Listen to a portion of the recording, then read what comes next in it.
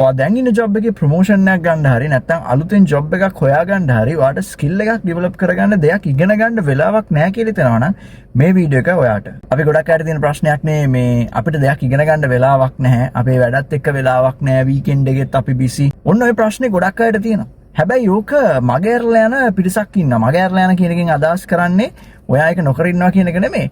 ඒ ප්‍රශ්නෙට මුහුණ දීලා ඒක හරහා ගිහිල්ලා ඔය ප්‍රශ්නේ අයින් කරගත්ත කොටසක් ඉන්නවා. ඒ කොටස ඔයගොල්ලන්ට ජීවිතේ හම්බුනොත් ඔයගොල්ලන්ගේ ඔෆිස් එකේ හම්බුනොත් ඔයගොල්ලෝ කල්පනා කරන කොහොමද මේගොල්ලෝ මේක මැනේජ් කරගන්නේ කියලා. ඉතින් අද මම ඔයාලට කියලා දෙන්න යන්නේ කොහොමද ඔක කරන්නේ කියලා. ඔකට කියන සරල වචන තමයි ටයිම් බ්ලොකින්. ඉතින් මේ ටයිම් බ්ලොකින් කියන්නේ මොකක්ද? ටයිම් බ්ලොකින් කියන එක හරි සරලව මම කිව්වොත් ඔයාගේ වැඩකට ඔයා වෙලාවල් වෙන් කරගන්න එක.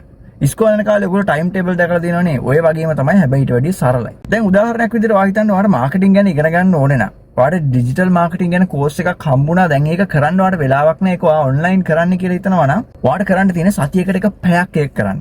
ඔයා මහලකට මහන්සි වෙලා හැමදාම ඕක කරන්න යන්න එපා. එදිනදා වැඩ එදිනදා කරනවා, එදිනදා පාඩම් කරනවා වගේ ඔය වගේ දේවල් කරන්න යන්න ඕනේ නැහැ. ඔයාට කරන්න තියෙන්නේ සතියකට එක පැයක්. හිතන්න සෙනසුරාදා වගේ ඔයා ස්ටඩිං රිමයින්ඩර් නැත්නම් ලර්නින් රිමයින්ඩර් එකක් වගේ දාගන්න. මේක කරන්නේ කොහොමද? මේක කරන්න හොඳම විදිය තමයි අපි හැමෝටම Gmail address එකක් තියෙනවා. එහෙම නැත්නම් iPhone එකක් හරි Samsung phone එකක් හරි මොකක් හරි Android හරි Apple හරි OS එකක් අපි පාවිච්චි කරන්නේ. ඉතින් ওই දෙකේම calendars තියෙනවා. Google ලගේ නම් Google calendar එකක් කියලා තියෙනවා. Apple ලගේ Apple calendar එකක් කියලා තියෙනවා කියලා මම හිතනවා. එහෙම නැත්නම් Apple ලගේ reminders කියලා තියෙනවා. ඉතින් ඔයා මේකට weekly reminder එකක් එහෙමත් නැත්නම් Google calendar එකක slot එකක් වෙන් කරගන්න. මම මෙතන screenshot එකක් දාන්නම් කොහොමද ඒක කරන්නේ කියලා. ඔයා ඒ slot එක වෙන් කරගෙන ඔයා ඒකට දාන්න reminder එකක් විනාඩි 10කට කලින් විනාඩි 15කට කලින් නැත්නම් පැය භාගයකට කලින් කියලා. උදාහරණයක් විදිහට සෙනසුරාදා උදේ 7ට උදේ 6ට විතර. එතකොට ඔයාට නැගිටලා අනිත් වැඩ පටන් ගන්න කලින් පැයක් මේ දෙයට යොදන්න පුළුවන්.